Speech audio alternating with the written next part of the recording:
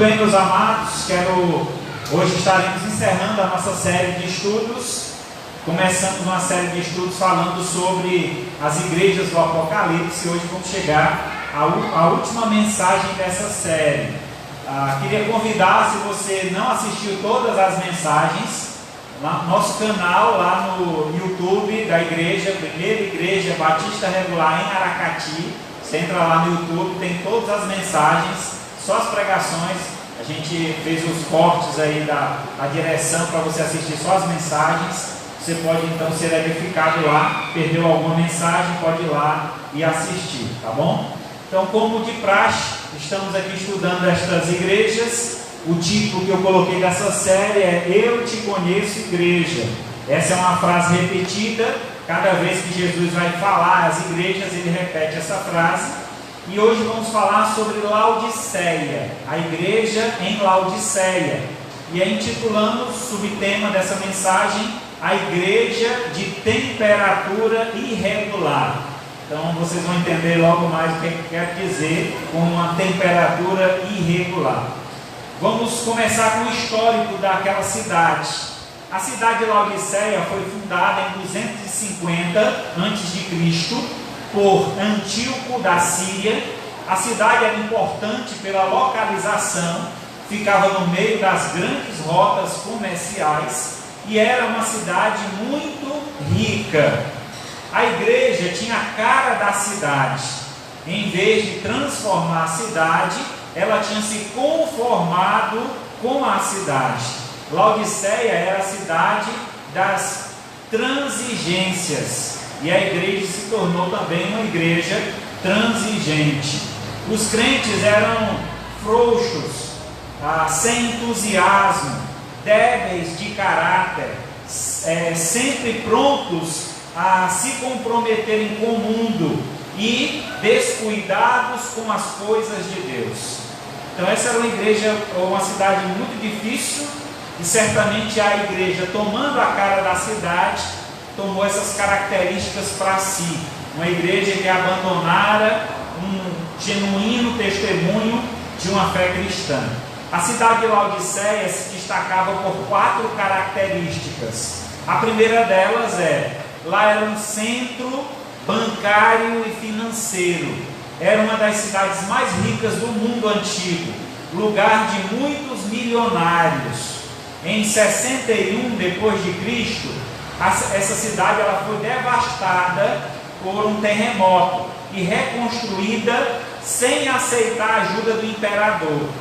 Então não pediram ajuda a Roma, eles próprios, os moradores, por ter condições, reconstruíram a cidade.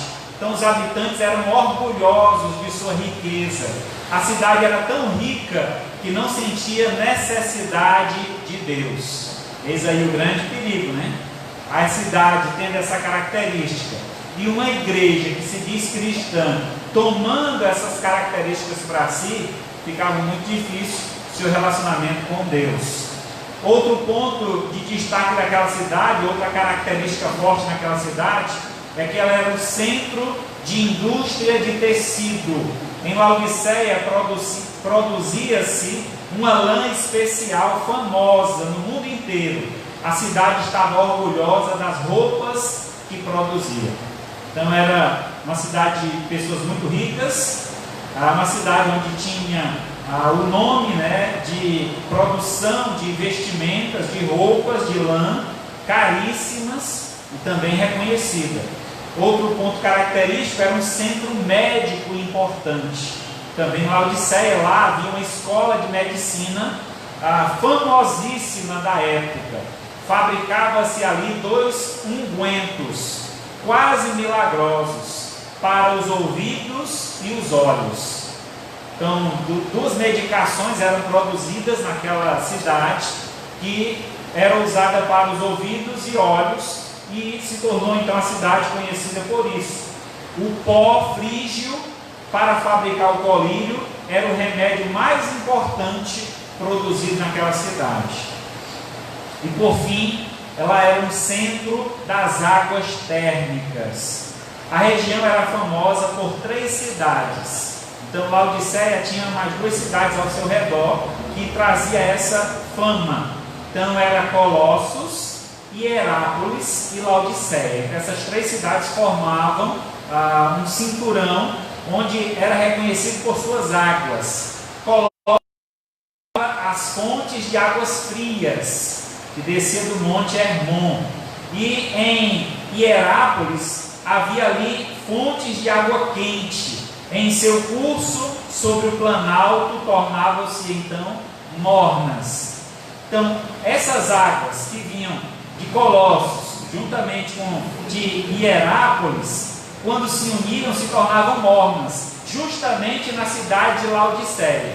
Então, para se tomar banho, a água morna é até agradável, né? Diz até que relaxa a musculatura, é muito bom. Mas para beber é insuportável. Era uma água que, se você beber água morna, você sabe o que acontece. Você provoca, você bota para fora. Então era assim, as pessoas que iam lá conhecer a cidade e provavam daquela água, achavam terrível, horrível.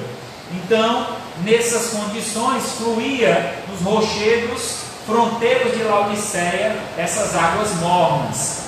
Tanto as águas quentes de Hierápolis como as águas frias de Colossos eram terapêuticas, mas as águas mornas de Laodiceia era intragável. Então as pessoas não gostavam daquela água pela sua temperatura, não fazia agrado às pessoas. Eu queria aqui contar um breve resumo do que foi a escrita do Senhor a essas igrejas. Nós temos 7 igrejas, separei aqui uma figura, né? 7 igrejas, e aí cada igreja nós vemos o Senhor com uma palavra específica para elas. Nós estudamos isso.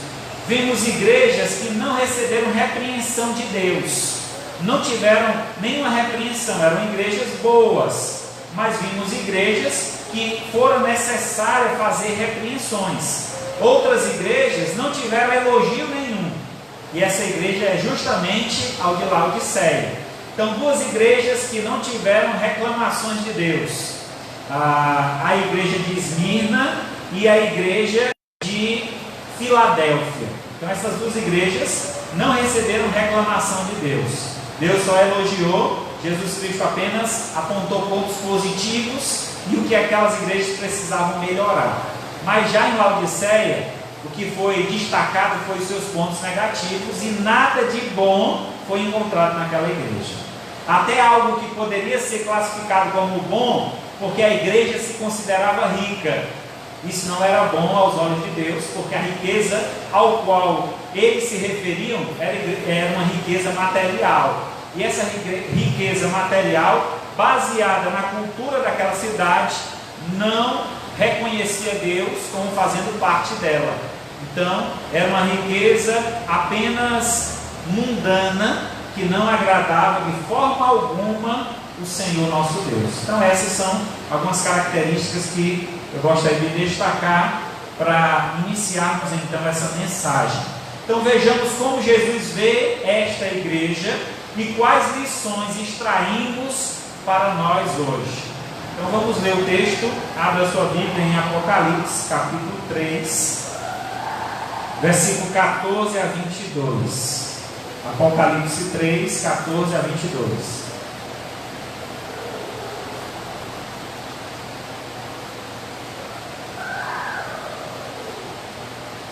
Amém? Todos encontraram? Diz assim então a palavra de Deus: ao anjo da igreja em Laodiceia escreve: estas coisas diz o Amém, a testemunha fiel e verdadeira, o princípio da criação de Deus. Conheço as tuas obras, que nem és frio nem quente. Quem dera fosse frio ou quente. Assim, porque és morno e não és quente nem frio, estou a ponto de vomitar-te da minha boca. Pois dizes: estou rico e abastado, e não preciso de coisa alguma. Nem sabes que tu és infeliz, sim, miserável, pobre, cego e nu. Aconselho-te que de mim compres ouro refinado, pelo fogo, para te enriqueceres, vestiduras brancas para te vestires, a fim de que não seja manifesta a vergonha da tua nudez, e colírio para ungires os olhos, a fim de que vejas. Eu repreendo e disciplino a quantos amo. Sê, pois, zeloso e arrepende-te. Eis que estou à porta e bato. Se alguém ouvir a minha voz e abrir a porta, entrarei em sua casa e cearei com ele e ele comigo. Ao vencedor dar-lhe-ei sentar-se comigo no meu trono, assim como também eu venci e me assentei com meu Pai no seu trono. Quem tem ouvidos, ouça o que o Espírito diz à igreja, ou às igrejas. Oremos ao Senhor. Maravilhoso Deus, Pai Santo, louvado e agradecido seja o teu santo nome. Estamos aqui mais uma vez reunidos, ó Pai, com o intuito de glorificar-te, de exaltar-te, de oferecer a Ti, Senhor, um verdadeiro louvor. Assim, ó Pai, recebe toda a nossa adoração. Como também nesse momento, ó Pai, eu quero te pedir, fala conosco por meio desta mensagem, que possamos sair daqui edificados, fortalecidos e prontos para te servir. Assim, abençoa cada um aqui presente, nos concede, ó Pai, a tua luz, ilumina os nossos olhos para que possamos compreender as tuas verdades e aplicar em nossas vidas de forma prática. Pois é em nome de Cristo Jesus que oramos e agradecemos. Amém. Graças a Deus. Como de praxe, essas cartas, elas se destacam por sua mensagem. Iniciamos então falando sobre destinatário e remetente. Destinatário da carta é o mesmo, o anjo da igreja, o pastor daquela igreja, o líder daquela igreja. Então, o líder da igreja em Laodiceia deveria receber essa carta, transmitir a mensagem para a igreja e fazer com que essa carta se tornasse conhecida da região ali da Ásia Menor.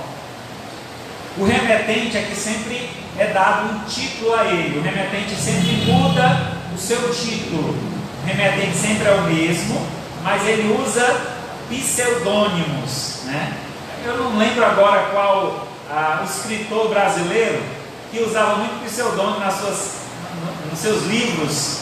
Vocês aí que conhecem mais de português do que eu, mas tem um escritor brasileiro que ele sempre fazia isso. Eu lembro muito das minhas aulas que eu ouvia, né, aula de português, que eu ouvia falar sobre isso, pseudônimos.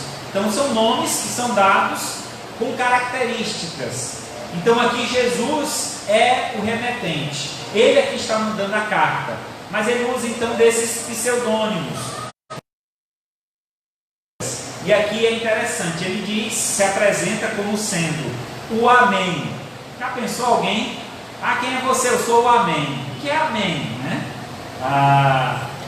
Essa expressão é interessante, a gente vai já entender. Ele usa também a ideia de a testemunha fiel e verdadeira, o príncipe da criação de Deus. Então usa três imagens, três figuras aqui. O Amém na ideia de aquele que está concluindo, aquele que é o princípio e o fim. Ele usa aqui essas duas figuras, de princípio e fim. Amém é aquela expressão que nós usamos, que assim seja. Então é uma expressão muito usada na Escritura, confirmando a palavra de Deus. Então quem está escrevendo é aquele que confirma a palavra de Deus, aquele que confirma o que Deus havia expresso ou falado. Ele, ao se apresentar também como o testemunha fiel e verdadeiro, traz a ideia de alguém que presenciou, alguém que estava com o Senhor. Ao ouvir a mensagem a ser transmitida, ele estava na presença do Altíssimo. Então é esse que está falando a esta igreja. E aí por fim ele diz, é aquele também que é o príncipe da criação. Então ele é o início e o fim. Essa pessoa que vos escreve é aquele que é totalmente confiável. Acredito eu que naquela cidade, uma cidade de Laodiceia, onde as pessoas estavam muito preocupadas com dinheiro, onde as pessoas estavam muito preocupadas com riqueza, com posses, com status, Jesus, ao apresentar-se assim, ele está dizendo: olha, apesar de vocês não terem confiança em ninguém, porque quando se trata de dinheiro, ninguém confia em ninguém, apesar de vocês não confiarem em ninguém, olhem para mim, escutem o que eu estou falando, podem confiar em mim, porque eu sou aquele que ouviu a palavra de Deus, eu estava presente lá, eu fui uma testemunha fiel e verdadeira, eu estava desde o princípio com o nosso Deus, e aqui eu estou para transmitir essa mensagem. Pode confiar. Então eu sou uma pessoa em quem você pode confiar. Então o autor, Jesus aqui se apresenta como sendo o autor e consumador de nossa fé. Essa é a imagem ao qual ele se apresenta. Hebreus 12, versículo 2, há um texto que nos apresenta esse ideal de Jesus Cristo, quando ele diz assim: olhando firmemente para o autor e consumador da fé, Jesus, o qual em troca da alegria que lhe estava proposta, suportou a cruz, não fazendo caso da ignominia, estando assentado à destra do trono de Deus. Então, em outras palavras, Jesus merece toda a confiança, porque ele estava no princípio quando tudo foi criado, e ele veio a esse mundo e viveu a nossa aflição, a nossa dor. Ele morreu a nossa morte, para que nós pudéssemos viver a sua vida lá no céu. E assim nós estamos sendo instruídos por este mensageiro que merece toda a confiança. Então vejamos que mensagem esse mensageiro de confiança nos traz. A primeira mensagem que ele apresenta nessa carta, como eu já falei anteriormente, não tem elogio, só correção, repreensão. Então a primeira mensagem é uma mensagem de reconhecimento, e ele vai reconhecer desta igreja algumas coisas que precisavam ser alteradas ou mudadas. Primeiro, ele reconhece a igreja como uma igreja intragável. Por que ele reconhece essa igreja como intragável? Diz assim, verso 15: conheço as tuas obras, que nem és frio nem quente, quem dera fosse frio ou quente. Assim, porque és morno, e nem és quente nem é frio, estou a ponto de vomitar-te da minha boca. Então já falei para vocês, Jesus usava muito contextos da sua época, o que aquela cidade conhecia, para trazer aplicações espirituais. Então o que ele está dizendo para essa igreja: olha, vocês estão numa situação tão terrível que vocês estão intragáveis, não tem quem possa suportar vocês. Eu mesmo estou para colocar vocês para fora, estou para vomitar vocês da minha boca. Então essas são as palavras de Jesus àquela igreja. Mas por quê? Qual era a situação que aquela igreja então vivia para alcançar isso? Uma igreja incapaz de agradar a Deus, pois a sua maior preocupação era agradar ao mundo. Então essa era a realidade que a igreja de Laodiceia vivia. A igreja estava mais preocupada em satisfazer o mundo do que satisfazer a Deus. Não sei se vocês já observaram, em alguns contextos, nós vemos igrejas trabalhando de tal forma a atrair o maior número de pessoas possíveis. E para para atrair esse tipo de pessoa, ela faz de tudo, coloca de tudo na frente. Então, para que então se torne aquela igreja agradável, atraente às pessoas. Já ouvi falar de igrejas que têm feito carnaval, têm feito bloco de carnaval. Igrejas, eu vou usar um exemplo aqui de uma igreja lá no Cariri. Lá no Cariri tem uma festa muito conhecida chamada Expocrato. É uma festa regional, uma festa que tem lá exposições de animais, coisas da cultura nordestina, mas também há festas de forró. E a banda que tiver aí no auge, eles convidam lá para fazer essa festa. Então são uma semana de festa. E aí as igrejas muito, durante aquele período, de poder segurar os crentes, para os crentes não ir para essas festas. Olha, não é lugar de vocês e tal. Os pastores penavam muito para segurar. E aí o pastor teve uma ideia: já sei o que é que eu vou fazer para a gente não perder os crentes. Vamos fazer a Expo Crente. Tem a expocrato? Vai ter a expocrente. Aí aqui na igreja, todo dia vai ter comida típica. Então as mesmas coisas que tinha lá, ele fazia na igreja, só com uma pincelada de gospel, né? Então a gente tem que ter muito cuidado com isso, irmãos. A gente não tem que enganar os irmãos para atrair as pessoas com enganação, não. A gente atrai as pessoas com a palavra da verdade, com o ensino da palavra. Não é pastor que segura crente na igreja. Segura crente na igreja é a palavra. Se tem palavra, se tem ensino, se ele está aprendendo, o que é que ele vai buscar em outro canto? Se ele está com a barriguinha dele cheia de palavra, da palavra de Deus, o que é que ele vai buscar em outro lugar? Nada, não tem nada que satisfaça, porque a palavra ela é perfeita, ela é completa, ela nos satisfaz. Então é assim que nós devemos conduzir a igreja, mas essa igreja infelizmente não estava sendo conduzida por este caminho. Então estava se tornando uma igreja aos olhos de Deus intragável, detestável, uma igreja que não tinha um aroma agradável a Deus, nem muito menos o seu sabor. Mateus 6,24 diz assim: ninguém pode servir a dois senhores, porque há de aborrecer-se de um e amar o outro, ou se devotará a um e desprezará ao outro. Não podeis servir a Deus e às riquezas. Então esse é o grande dilema. A quem nós devemos servir?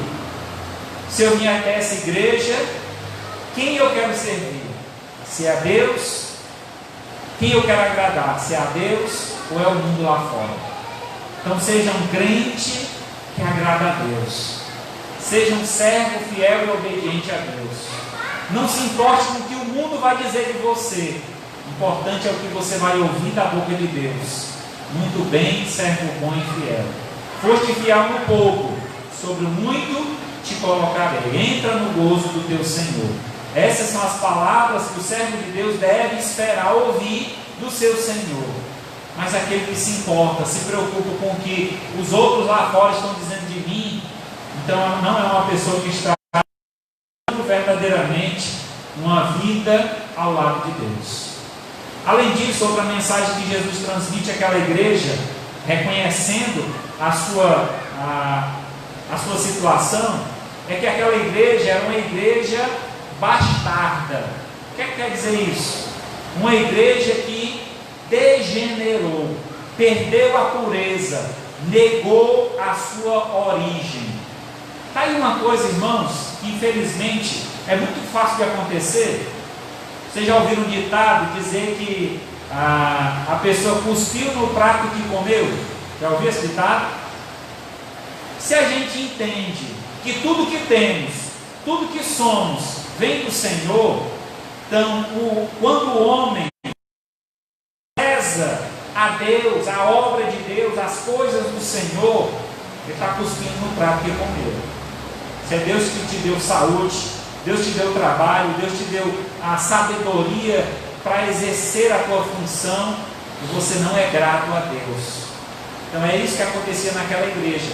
Eles tinham ganhado muito dinheiro, e aí começavam a dizer: isso não precisa não, aqui é mais ou menos uma sociedade, a gente fica aqui, a gente se agrada, a gente fica feliz, a gente canta, dança, faz o que for, mas não se importa em agradar a Deus. Não é a intenção buscar agradar a Deus. O importante é que a gente esteja feliz. Deus está feliz se nós estivermos felizes. Então essa talvez era a filosofia, o ensino pregado naquela igreja. E aí, nesse sentido, a igreja tinha perdido o primeiro amor, perdido o reconhecimento de que tudo que somos, tudo que temos, vem do Senhor. Então esse é um grande perigo que nós corremos na vida, quando pensamos, irmãos, em buscar coisas apenas para nos agradar, e esquecemos que estamos neste mundo para servir a Deus. Deus te salvou, Deus te tirou do lamaçal de pecados, te firmou os passos sobre uma rocha, te deu uma vida eterna. Isso para quê? Para você agora dizer: Deus, fica aí que eu vou ganhar a vida, eu vou fazer da minha vida o que eu quiser, quando eu morrer o Senhor resolve. Mas já está resolvido, meu irmão. Já está resolvido. Tenha muito cuidado se essa tem sido a sua escolha. Escolha servir a Deus, Não negue o nome de Deus, não negue o nome de cristão, não negue que você é um servo, e o servo deve estar pronto para servir. Estamos, irmãos, vivendo em uma grande batalha, esse mundo está em guerra, não esquece disso. Não estamos aqui, não é paraíso, aqui não é o céu. O que Deus tem preparado para nós, é lá no alto. Então, para que a gente ficar juntando tesouros aqui nessa terra? Para que a gente ficar preocupado com as coisas aqui desse mundo? Devemos buscar em primeiro lugar o reino de Deus. Essa deve ser nossa preocupação maior.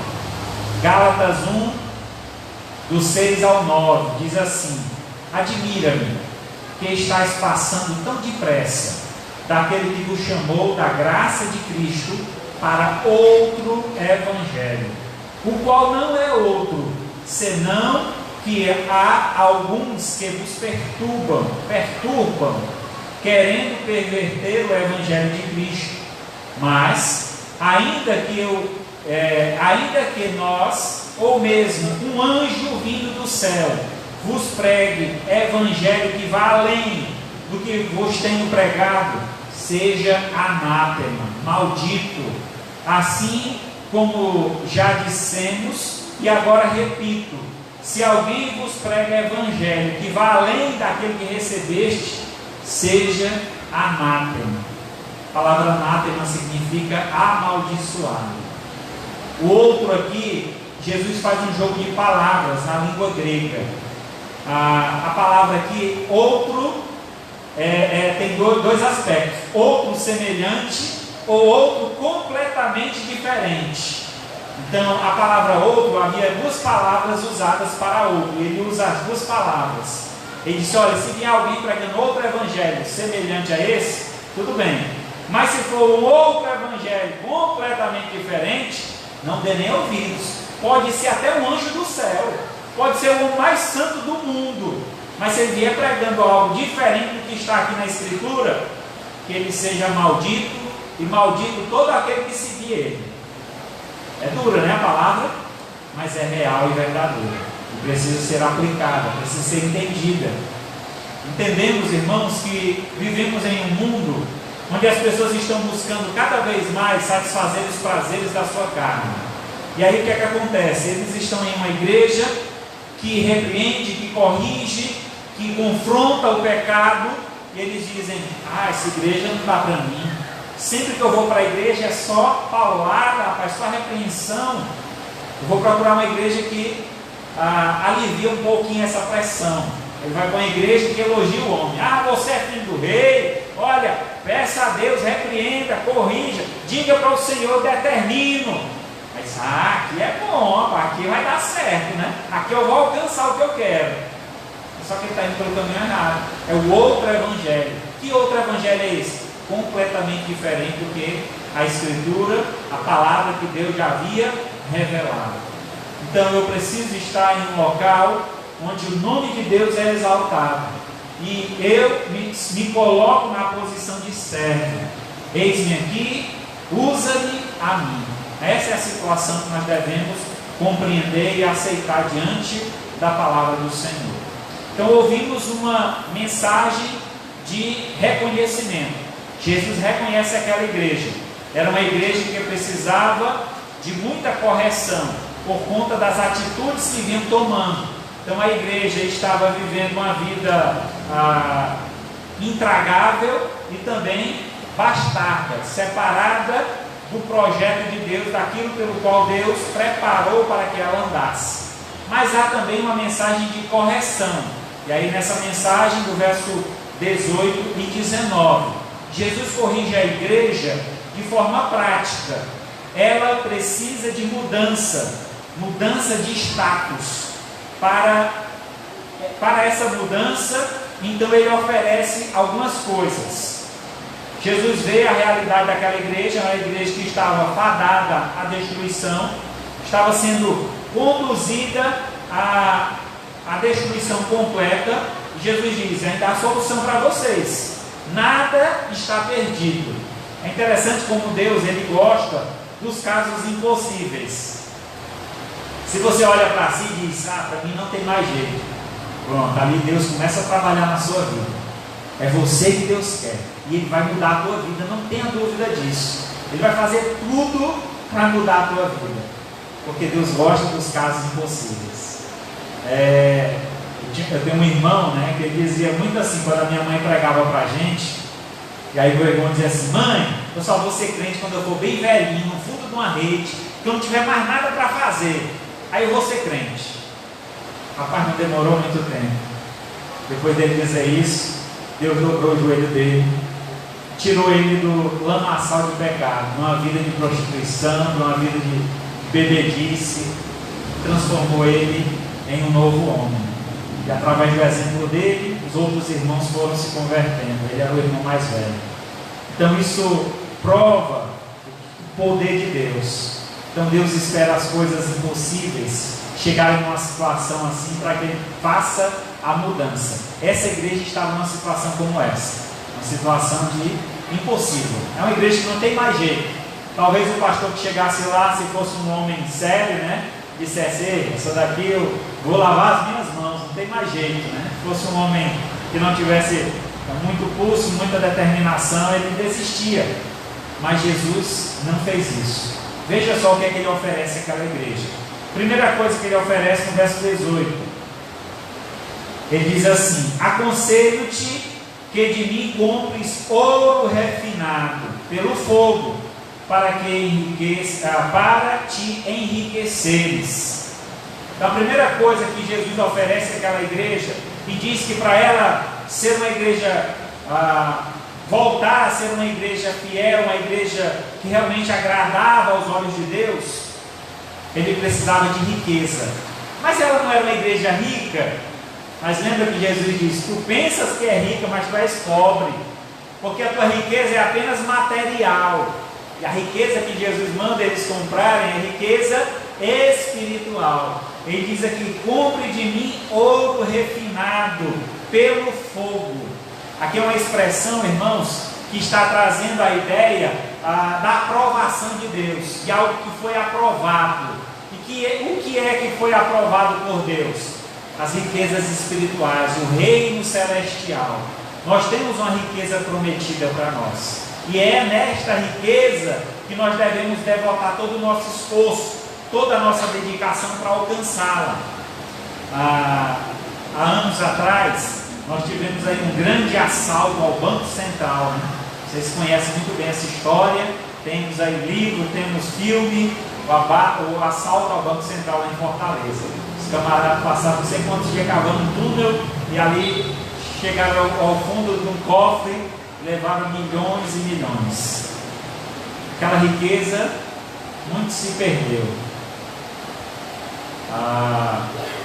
Riqueza que para esse mundo muitos morreram por causa dela, né?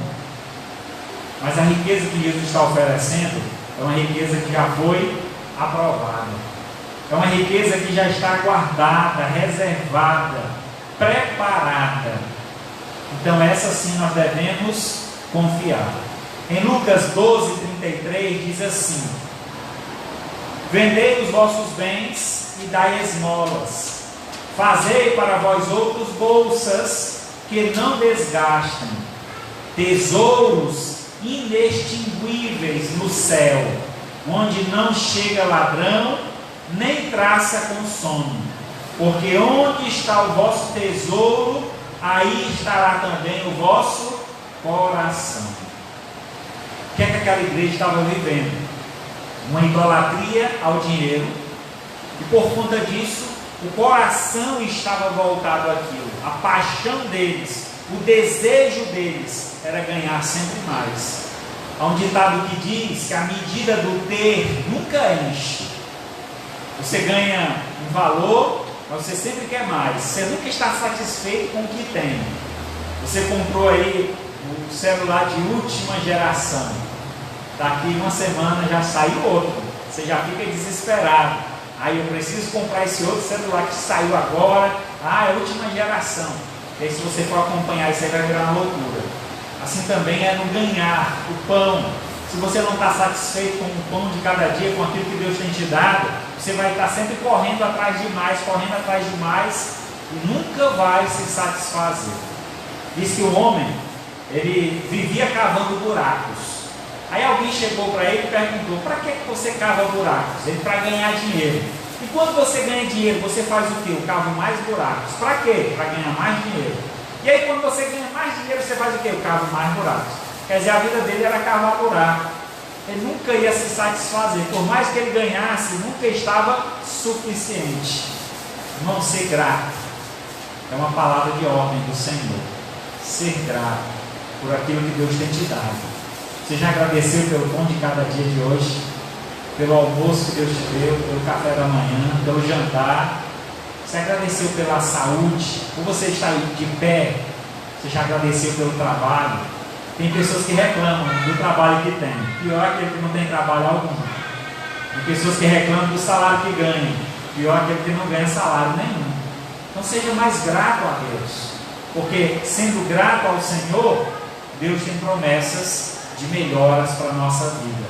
Mas primeiro precisamos aprender a viver em toda e qualquer situação, para que Deus nos coloque na situação melhor. Então a primeira coisa que Deus oferece para essa igreja é uma palavra de correção, né, uma mensagem de correção. Ela precisava de riqueza espiritual, porque era uma igreja pobre espiritualmente. Segunda coisa que ele oferece, ainda no verso 18, ele diz: vestiduras brancas te vestires. Então eles deveriam comprar do Senhor ouro refinado e vestiduras brancas. Lembra que era aquela cidade conhecida como uma cidade que vendia muita lã. A lã era reconhecida em toda a região, a melhor lã que existia. Jesus estava dizendo: olha, vocês diante de mim estão nus. Nu porque a vestimenta de vocês, por mais chique que seja, por mais etiqueta que tenha, ela não tem valor aqui no céu. É interessante como a gente às vezes se importa, né, e as pessoas vivem na dependência. Isso é uma loucura também. Então devemos entender, irmãos, que a mesma roupa de marca é feita com o mesmo tecido sem aquela marca. Tem um preço bem menor, veste do mesmo jeito, dá para usar do mesmo jeito. Até porque mesmo que você compre uma roupa de marca, olhando aqui para essas mulheres lindas que nós temos aqui, você não vai usar essa roupa por 10 anos, vai? Vai nada. Com 6 meses já botou no cantinho do guarda-roupa. Estou sem roupa, preciso de mais roupa. Eu não sei se é só lá em casa, né, de abrir um guarda-roupa assim, e aí a pessoa olhar para dentro e aquilo cheio assim, quase caindo por cima, e diz: eu não tenho uma roupa para ir hoje, né? Já aconteceu na sua casa também, é só na minha. Às vezes a gente tem mais do que precisa. Esse é o grande problema da gente. E a gente, ao invés de até de descartar, porque não tem problema não, se a pessoa compra uma roupa, usa até o quanto ela gostou, até o quanto ela precisou, depois doa aquela roupa e compra outra. Ah, beleza. Mas vai acumulando, quando a fé não usa nem a metade da roupa que tem, aquele monte de roupa dentro do guarda-roupa. Então, a gente precisa se desfazer mais, a gente precisa de muito menos para viver. Isso não só, eu estou usando aqui roupa como exemplo, mas muitas outras coisas na nossa vida a gente precisa de bem menos. Então, a vestimenta que Jesus se refere aqui é o revestimento do Espírito, ser cheio do Espírito Santo. Eis aí uma vestimenta excelente. Eis uma vestimenta que, uma vez vestida, você nunca mais quer tirar. Não sei se você já tiver essa experiência de ser cheio do Espírito Santo, mas é uma sensação maravilhosa, é um momento maravilhoso, porque você está pronto, preparado para fazer a obra de Deus. Você está satisfeito, você está, às vezes, até passando por uma situação difícil, mas por saber que está fazendo a obra de Deus, por saber que está agradando ao Senhor, aquilo te satisfaz. Você não tem tudo que tem, mas tudo que tem você agrada, você é feliz, você é satisfeito. Isso é você estar cheio do Espírito Santo. Diz que um camarada chegava na igreja todo dia, sempre que tinha programação, e ele orava assim: Senhor, enche-me do teu Espírito, Senhor, enche-me do teu Espírito. A irmã que sempre sentava no banco de trás, ouvia aquela oração e se incomodava. Rapaz, todo culto esse homem pedindo isso, enche do Espírito. Chegou um momento que ela se incomodou tanto que ela começou a orar também, dizendo assim: Senhor, não enche não, que ele está vazando. Porque todo dia ele pede para encher e não escapa, foge, né?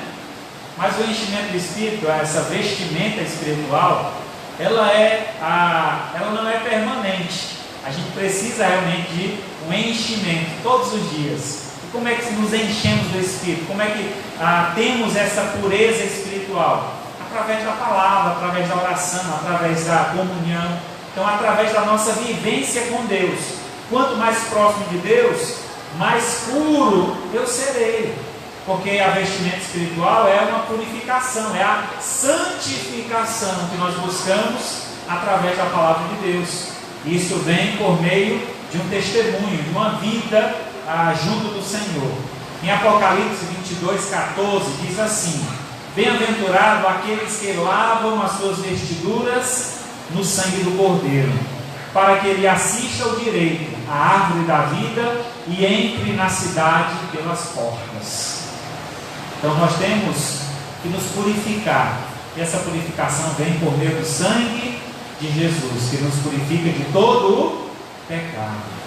Então essa é a vestimenta que nós devemos almejar, devemos buscar, devemos estar zelando por ela. Então a vestimenta pura, perfeita, celestial, é uma vestimenta lavada no sangue do Cordeiro. Ela sim é que nós devemos buscar. E por último, nós encontramos aqui mais uma apresentação de Cristo do que aquela igreja precisava. E aí continuando no verso 18, diz assim: aconselho-te que compres de mim ouro refinado pelo fogo para enriquecer-te, vestidura branca para te vestires, a fim de que não seja manifesta a vergonha da tua nudez. E por último, colírio para ungires os olhos, a fim de que vejas. Aquela igreja, como já falei anteriormente, era conhecida pelo medicamento que eles produziam, que era o colírio. E aqui Jesus está dizendo: vocês precisam de um colírio, mas não é um colírio qualquer, é um colírio ungido, é um colírio santo. E que colírio é esse? Colírio ungido é esse? Devemos entender, irmãos, um contexto que eu queria colocar aqui para vocês. Quando estamos envoltos ao mundo, veja só o que é que diz 2 Coríntios 4:4, nos quais o Deus deste século cegou o entendimento dos incrédulos, para não lhe resplandeça a luz do Evangelho da glória de Cristo, o qual é a imagem de Deus. Então, trocando por miúdos aqui, o que o texto está dizendo é o seguinte: Satanás, o próprio diabo, ele cega o entendimento do incrédulo. Quem é incrédulo? Aquele que não crê. A igreja aqui de Laodiceia estava vivendo uma incredulidade, crendo apenas no seu poder e não no poder de Deus, crendo apenas nas suas posses, em suas condições, nos seus status, do que no poder do Senhor. E Deus estava dizendo para eles: vocês são cegos. O Deus desse século cegou o entendimento de vocês. Vocês não veem, não compreendem, não entendem as grandezas do Senhor. Grande obra o Senhor tem a fazer através de nós, e obra maior ainda nos espera na glória dos céus. Enquanto estamos aqui, irmãos, temos uma obra a executar, mas aquela igreja estava cega, não conseguia enxergar essa obra, estavam vivendo apenas de prazeres, de alegrias, e esquecendo da grande missão de ir por todo o mundo e pregar o Evangelho.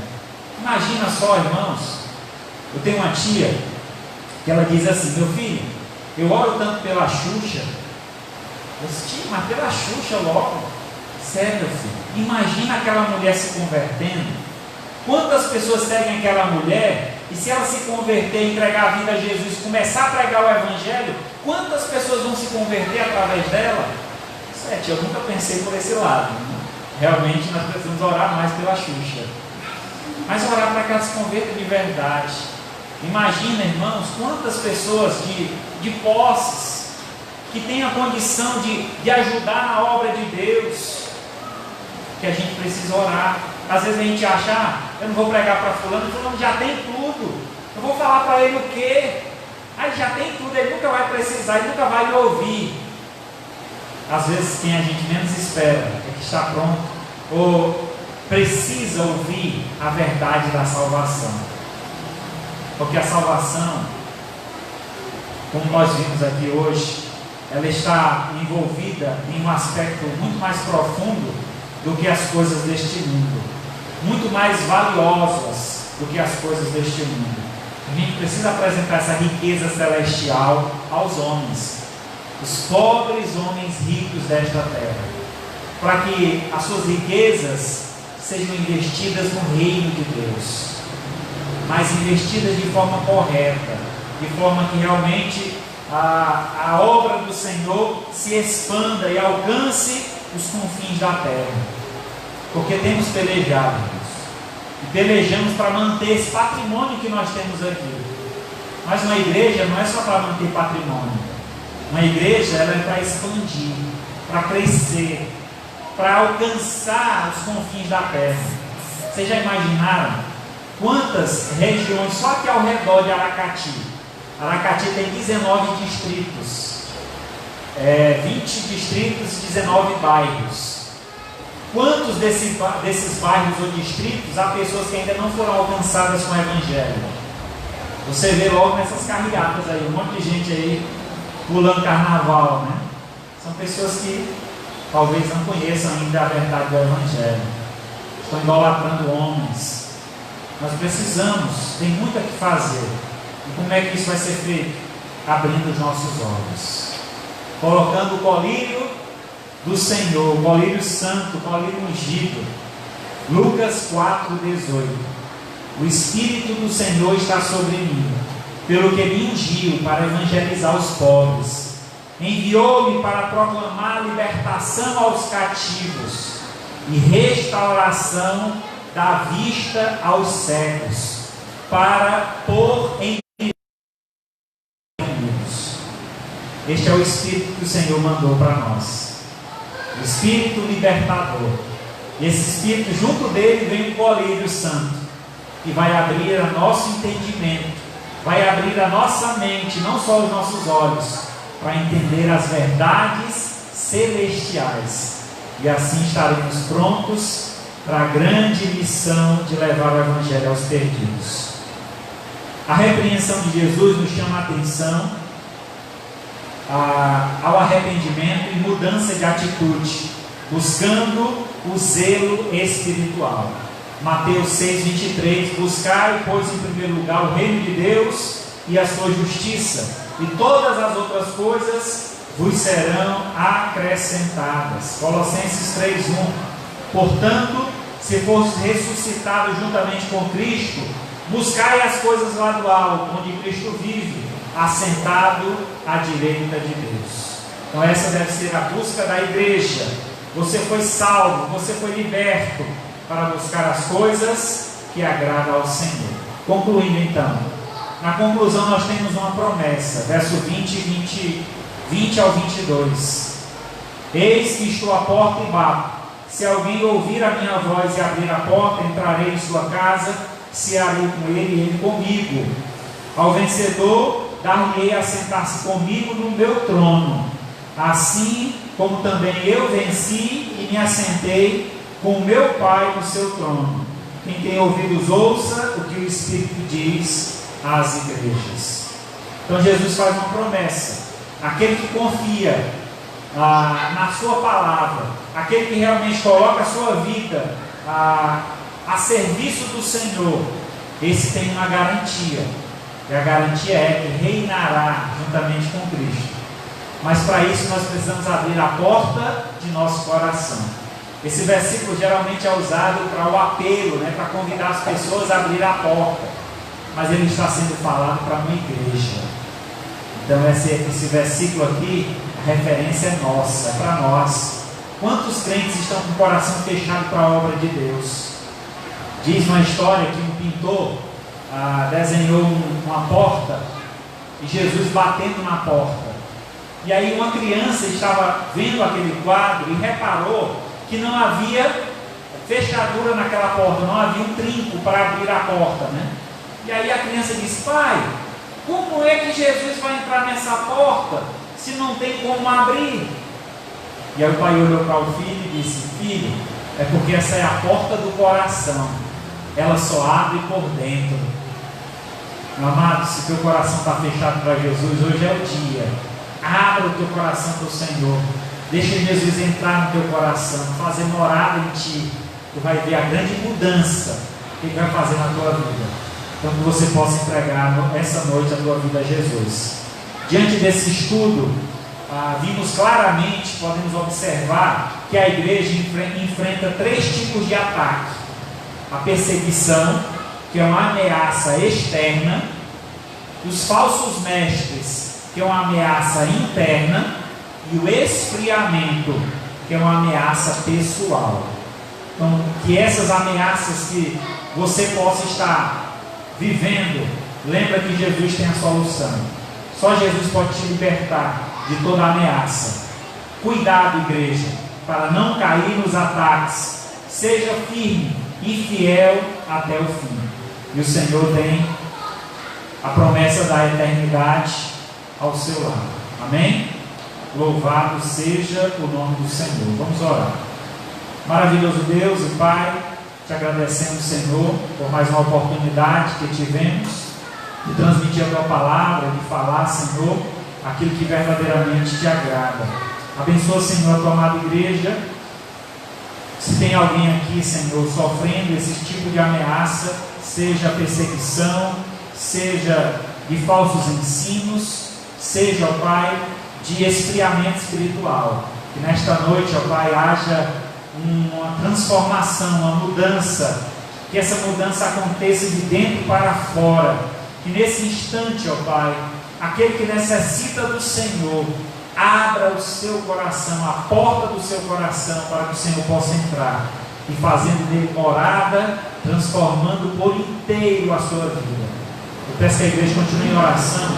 Eu gostaria de perguntar se tem alguém aqui essa noite que gostaria de abrir a porta do teu coração para o Senhor entrar. Alguém gostaria de entregar a vida a Jesus? Levante a sua mão para que eu possa orar por você. Qualquer pessoa que queira entregar a vida a Jesus. Se você já é um crente no Senhor Jesus, mas tem passado pela frieza espiritual, e você percebe que diante de Deus você está desmotivado, triste, sem desejo de fazer a obra de Deus, mas que através dessa mensagem o Senhor falou ao teu coração e esse desejo está acendendo, que você possa também entregar a sua vida a Jesus nessa noite, dizendo ao Senhor: Senhor, eu te peço perdão pelos meus pecados, perdoa as minhas falhas, perdoa-me, ó Pai, as minhas negligências, me permite, Senhor, viver o primeiro amor, reativar essa chama do teu amor, essa chama, ó Pai, que me faz viver em alegria, em constante serviço na tua presença. Se tem alguém aqui essa noite que gostaria de se reconciliar, voltar para os caminhos de Deus, pedir ao Senhor: aquece o meu coração, Senhor, me faz uma nova criatura. Levante a sua mão para que eu possa orar por você. Deus Santo, Pai querido, em tuas mãos eu entrego, ó Pai, a vida de todos aqui presentes, seja esses que estão aqui nessa amada igreja, como também os que estão nos assistindo através dessa live. Que essa mensagem não volte vazia, ó Pai, mas faça morada em nosso coração. Que nesta noite o teu nome seja glorificado e que almas sejam ganhas ao Senhor, e assim, ó Pai, glorifiquemos o teu nome. Se tem alguém aqui, ó Pai, que ainda não fez uma confissão de fé, seja presencial ou por meio da live, eu te peço que o Senhor trabalhe em seus corações, que o teu Santo Espírito os convença do pecado, da justiça e do juízo, e os traga diante da tua presença em arrependimento e fé. Assim eu te agradeço por cada um, te peço por esta igreja, Senhor, Ativa, Senhor, acende a chama, a paixão, o amor pela tua obra, para que nós façamos desta igreja uma igreja referência nessa cidade, que por meio dela muitas outras possam ser implantadas. Assim, ó Pai, o teu nome seja divulgado e alcancemos, ó Pai, os perdidos deste mundo. Pois em nome de Cristo Jesus nós pedimos e agradecemos. Amém. Graças a Deus.